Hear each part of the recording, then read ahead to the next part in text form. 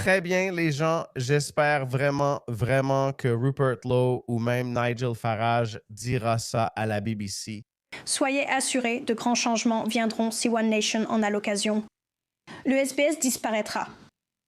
Et, Madame la sénatrice, vous avez dit que vous vouliez abolir le SBS. Vous avez déclaré dans votre discours qu'Internet a rendu ce service inutile. Mais le SBS fournit des informations australiennes dans 60 langues, pas seulement des informations internationales. Nous avons 79, 72, enfin 2 milliards, mais en termes de langues, jusqu'à 60 langues. Et puis, il y a aussi, vous savez, les autres formes d'Internet également. Sky est très bien pour aller chercher des informations, donc J'aurais aimé qu'elle me mentionne, mais ce n'est pas grave, c'est ce qu'elle voulait dire sur Internet. Je parle de le faire en 60 langues pour aider les gens à s'intégrer en Australie. écoute, je comprends ta question. Tu vas te retrouver sans emploi. C'est normal, je peux comprendre ça. Est-ce que cela fait partie de votre programme? N'est-ce pas une partie de votre programme, sénatrice, d'intégrer les personnes venant d'autres pays en Australie pour les aider à devenir australiennes? C'est une question stupide. C'est ce qu'on appelle, dans le jargon du cricket, une balle basse facile à frapper, qui ne demande qu'à être envoyée hors du terrain. Non, je souhaite qu'ils apprennent l'anglais avant d'arriver pour obtenir la citoyenneté. Cela facilitera leur intégration. Parce que 872 000 personnes ont dit qu'elles parlent très peu anglais, voire pas du tout. Alors, où est l'intégration ? Nous sommes une nation monoculturelle, pas multiculturelle, et notre langue est l'anglais, et cela aidera vraiment les gens à pouvoir sortir et trouver un emploi. Oui, les gars, j'ai vu des panneaux dans différentes langues à Londres. Je me suis dit, mon Dieu, le multiculturalisme ici est à son comble. Quel est l'intérêt de ça? Vous découragez les gens d'apprendre la langue du pays où ils se sont installés. Et maintenant, devinez quoi? J'ai commencé à voir des panneaux en arabe, ourdou, hindi en Australie. C'est comme, pourquoi? Pourquoi faites-vous ça? C'est pourquoi nous devons changer de culture en Australie. Nous avons essayé le multiculturalisme. Nous avons tout essayé. Ça ne marche pas. Mais la raison pour laquelle je vous ai montré cette vidéo, c'est parce que regardez l'état de la BBC. Je me souviens d'avoir regardé ça. Cet extrait est devenu viral il y a environ 6 ou 7 mois. Cela a été filmé en décembre 2025. Regardez ça. L'homme en chemise blanche, je sais maintenant que vous êtes aussi arrivé sur un petit bateau. J'ai raison, non? Oui. Quelle est votre réaction à cela? Tout le monde parle évidemment de personnes comme vous. Eh bien, laissez-moi dire quelque chose d'abord. Je veux juste préciser que quitter la Convention n'affecte pas seulement les migrants. Ça donnerait aux gens ordinaires. Il lit depuis son téléphone portable. Certains pensaient sûrement qu'il avait juste noté cela. Beaucoup de gens lisent leur discours depuis leur téléphone portable de nos jours, mais vous allez le découvrir. Un appel en moins. Mais vous comprendrez pourquoi il lit maintenant sur son téléphone. Les gens veulent moins de tribunaux. Les gens ordinaires veulent moins de tribunaux pour protéger leurs droits, même pour les contrôles du week-end. C'est tout. Incroyable. Bref, c'est un migrant afghan arrivé en Angleterre par bateau. Maintenant, il s'avère que c'est évidemment un verre. Mon Dieu, ce gars-là, comment est-il arrivé là? Comment peux-tu être aussi pathétique et gravir les échelons pour arriver aussi haut? Ce n'est pas son mérite. Cela reflète essentiellement à quel point la société britannique est devenue pauvre. Donc maintenant, il s'avère que ces types ont été placés par la BBC. Écoutez Zia Youssouf. La BBC a été prise la main dans le sac. Vous vous souvenez quand ils ont placé des migrants illégaux dans le public de Question Time pour me piéger et me demander si un gouvernement réformé les expulserait? La politique de la réforme est de renvoyer tous les immigrés illégaux du Royaume-Uni en 5 ans. Donc cela voudrait dire, ce sont de vraies personnes. Vraiment, ce serait quelqu'un comme vous. Si vous êtes dans ce pays illégalement, vous serez expulsé vers le pays d'où vous venez. Eh bien, non seulement ces migrants illégaux ont été placés dans le public, mais ils ont aussi été coachés sur ce qu'ils devaient en dire. Ils ont été coachés. On leur a dit quoi dire? S'il vous plaît, ne quittez pas la CEDH. Par une association caritative en faveur des frontières ouvertes. C'est ce qu'affirme le Télégraphe dans des révélations stupéfiantes aujourd'hui. Le directeur général de cette association caritative pour les frontières ouvertes était aussi présent dans le public de ce Question Time. Ils l'ont fait venir. Ils l'ont préparé, ils l'ont fait venir. Mon Dieu. Supprimez le financement de la BBC.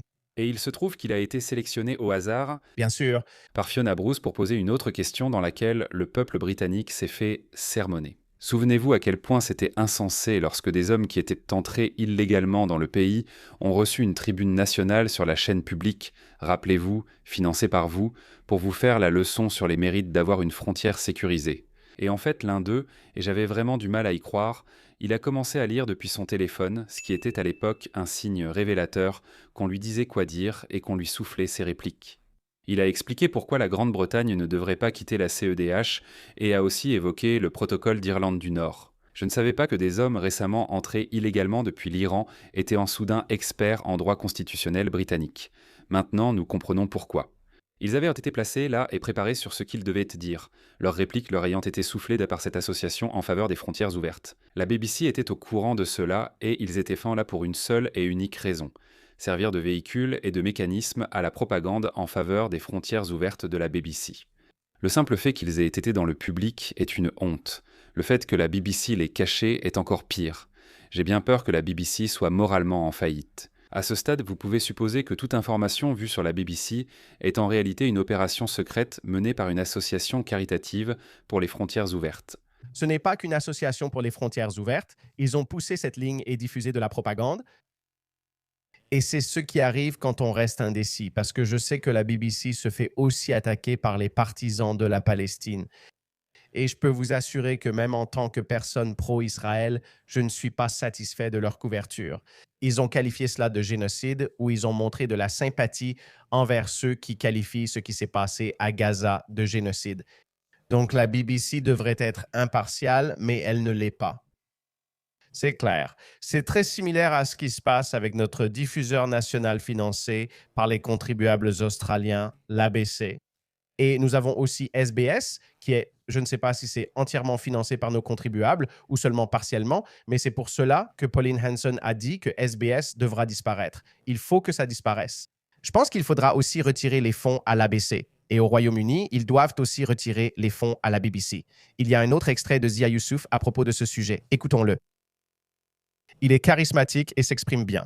Des choses scandaleuses, bonjour, que j'ai vues. Aujourd'hui, Michel, nous avons appris que c'était l'une des plus surréalistes et scandaleuses que j'ai vues. Et maintenant, nous avons appris aujourd'hui, Michel, que ce qui était clair à l'époque, c'est que ces personnes, premièrement, avaient été placées à la BBC, mais deuxièmement, étaient en fait coachées, et en réalité recevaient des phrases à répéter. Je veux dire, même dans ce passage, on pouvait voir qu'il lisait sur son téléphone. Et cet homme, qui apparemment venait d'Iran depuis très peu de temps, était soudainement devenu un expert en droit constitutionnel au Royaume-Uni et faisait la leçon aux Britanniques et à moi-même sur le plateau à propos de tout cela. À quel point ce serait terrible si nous quittions la CEDH, et il avait aussi, d'une manière ou d'une autre, une très bonne connaissance du protocole d'Irlande du Nord. Je me demande ce qu'ils vont encore faire à la BBC. Est-ce qu'ils ont, vous savez, après le budget, ils inventent des braqueurs de banque condamnés pour venir donner leur point de vue. C'était l'une des choses les plus folles que j'ai jamais vues. Maintenant, ce que nous avons appris dans le Télégraphe aujourd'hui, le Télégraphe a révélé que c'était une association caritative. Je vais dire association caritative entre guillemets parce que je pense que ces choses-là sont de véritables arnaques. Une association caritative pro-frontières ouvertes nommée IMIX. Et en fait, je pense qu'il y a une photo que vous devriez avoir du PDG de cette soi-disant association caritative avec les migrants illégaux, tout sourire.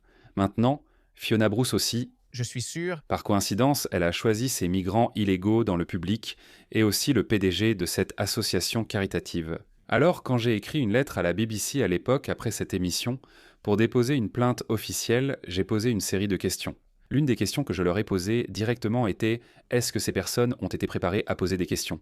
Parce qu'en plus de ça, ils se sont lancés dans des attaques contre la réforme. L'un d'eux a même attaqué ma famille. Donc ils étaient vraiment très bien préparés. C'était clairement de la propagande. La BBC a esquivé la question sans répondre. N'oubliez pas ceux qui regardent GP. Ils n'ont pas répondu à la question parce qu'ils savaient qu'ils étaient coupables. Évidemment, il vaut mieux se taire que de mentir. C'est pour ça qu'ils n'ont pas répondu les infos à la télé en ce moment. Voilà. Si vous respectez la loi et payez la redevance télé de la BBC, c'est votre argent durement gagné, car sinon ils viennent vous chercher, n'est-ce pas ? Vous financez tout ça. Et je veux dire, à ce stade, vous devriez simplement partir du principe que tout ce que vous voyez sur la BBC, il est raisonnable de supposer que tout ce que vous voyez sur la BBC n'est que de la propagande pour l'ouverture des frontières, diffusée par une soi-disant association caritative. C'est une honte absolue et c'est à peine croyable. Évidemment, MX n'est pas ici, mais j'imagine que s'ils étaient présents, ils diraient être une association caritative transparente et légitime. Ce n'est pas grave. Écoutez, ils peuvent être qui ils sont. Ils peuvent être une association caritative. Ils peuvent défendre l'agenda qu'ils souhaitent. Mais pourquoi la BBC fait-elle cela? Pourquoi la BBC facilite-t-elle cela? Pourquoi la BBC est-elle complice de cela alors qu'elle devrait être impartiale? Eh bien, parce que nous savons que toutes nos institutions, la justice, la bureaucratie, les médias, tout a été pris en otage par le wokisme, par l'idéologie woke depuis une bonne partie du siècle. Par conséquent, il faut redresser la situation.